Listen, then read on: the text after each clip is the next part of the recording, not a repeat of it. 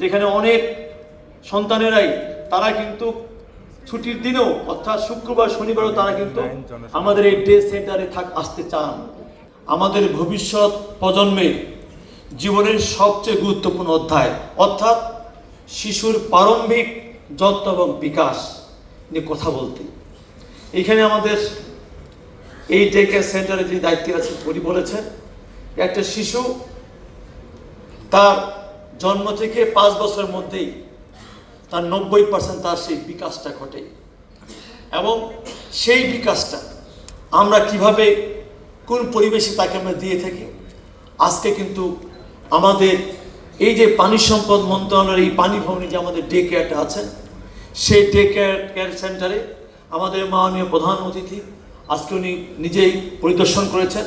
উনি দেখতে পেয়েছেন যে কীভাবে আমাদের বিশেষ করে এই ডে কেয়ার সেন্টারগুলো আমাদের সমাজ কল্যাণ মন্ত্রণালয়ের আওতাধীন এবং তাদের সুনিপুণ পরিচালনার মধ্য দিয়ে এইগুলো পরিচালিত হচ্ছে এবং আগামী দিনে আরও জনপ্রিয়তা পাবে এবং তার মধ্য দিয়ে আমি মনে করি শুধু ঢাকা শহর নয় আমাদের বিভিন্ন শহরে বসুন্ধরা টিস্যু অশুদ্ধতার বিরুদ্ধে এক বিন্দুও ছাড় নয়।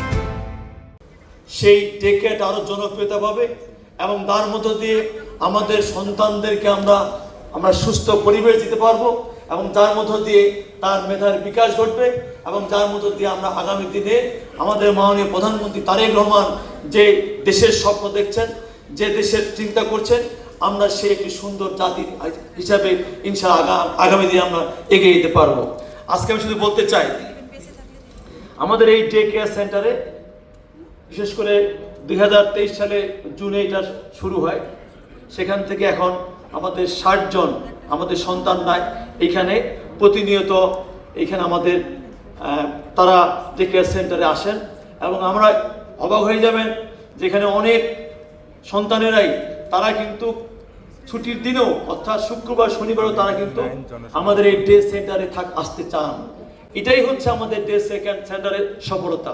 আমি আশা করব আমি এখানে যারা পরিচালনা করেন আমি আশা করব তারা এইভাবে যেন আরও পরিচালনা করে আমাদের মাঝে বিশেষ করে আমাদের কর্মকর্তা কর্মচারী সহ আমাদের মানুষ এখানে এটা আরও জনপ্রিয়তা অর্জন করে।